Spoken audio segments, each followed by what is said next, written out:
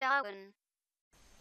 Bonjour, je vais vous présenter ici, toujours dans les outils de création d'Illustrator, donc l'outil forme de tâche. Alors l'outil forme de tâche diffère de l'outil pinceau. Je vais d'abord vous faire un exemple de tracé obtenu grâce à l'outil pinceau, et je vais vous faire maintenant un tracé similaire avec l'outil forme de tâche. Alors en quoi il diffère? C'est très simple. L'outil pinceau va tracer donc ici sur un chemin un tracé vectoriel qui a une certaine épaisseur. Par exemple, là j'ai utilisé l'arrondi 15 points.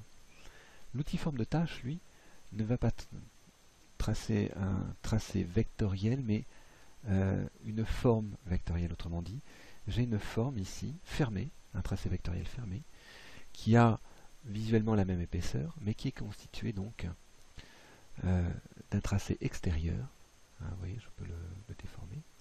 Alors que l'outil pinceau, lui, crée un simple tracé vectoriel, des courbes vectorielles qui ont donc une épaisseur.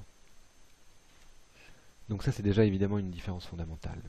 Autre différence, si je reprends ici mon outil forme de tâche, je vais faire un autre tracé identique au premier, autrement dit une forme vectorielle, mais qui est de la même couleur. Et si je conserve cette couleur, je vais pouvoir relier en fait ces deux formes pour les fusionner et ne créer qu'un seul et même tracé vectoriel.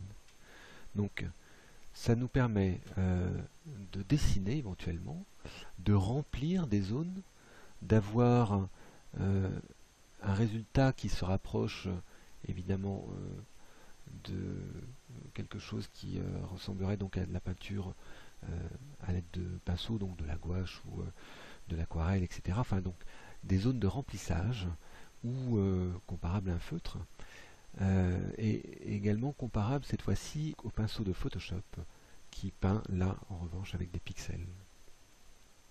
Autre particularité de cet outil forme de tâche, c'est que si je veux changer de couleur, il ne s'agit pas de couleur de fond, mais en fait de couleur de contour.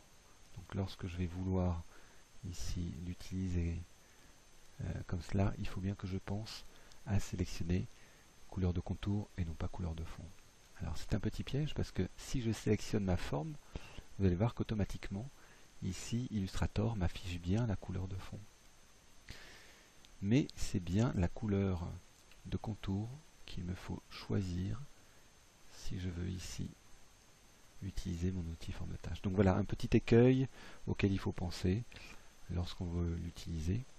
Donc c'est un outil qui est très utile, surtout lorsqu'on fait de l'illustration, du dessin à la main, et notamment donc avec une tablette graphique.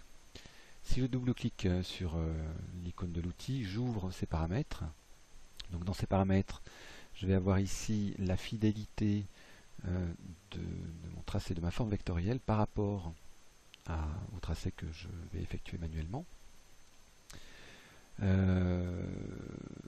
Dessous, nous avons le lissage qui va donc avoir tendance à faire disparaître les aspérités de votre tracé si vous avez quelques hésitations à la souris.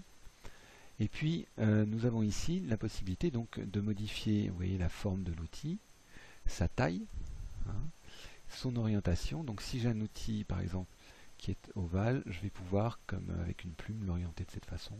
Alors soit manuellement, soit évidemment en rentrant les valeurs ici. J'ai également donc ici la gestion de la forme elle-même, une ovalisation de mon rond ou pas.